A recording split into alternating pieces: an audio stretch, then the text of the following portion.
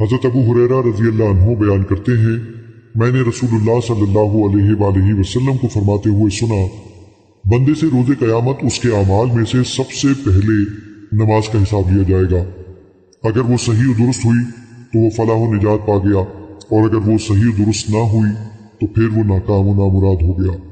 اگر اس کے فرائض میں کوئی کمی ہوئی تو رب تبارک و تعالیٰ فرمائے گا، دیکھو کیا میرے بندے کے کچھ نوافل ہیں، تو اس طرح فرائض کی کمی کو ان نوافل سے پورا کر دیا جائے گا۔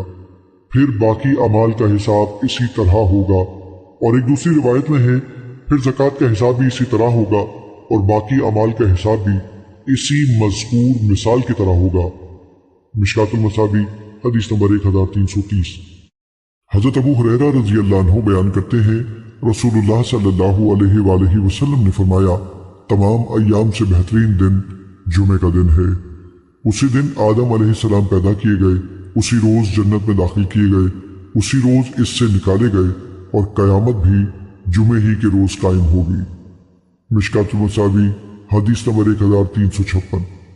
حضرت ابو ہریرہ رضی اللہ عنہ بیان کرتے ہیں، رسول اللہ صلی اللہ علیہ وآلہ وسلم نے فرمایا، جمعے کے دن ایک ایسی گھڑی ہے کہ جب کوئی مسلمان بندہ اس گھڑی میں اللہ سے کوئی خیر طلب کرتا ہے تو اللہ اسے وہی چیز عطا فرما دیتا ہے۔ امام مسلم رحمۃ اللہ علیہ نے اضافہ نقل کیا ہے، فرمایا وہ مختصر گھڑی ہے۔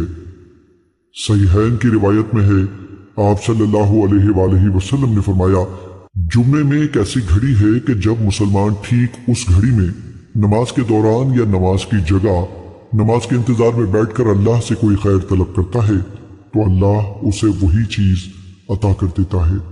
مشکوٰۃ المصابیح حدیث نمبر 1357۔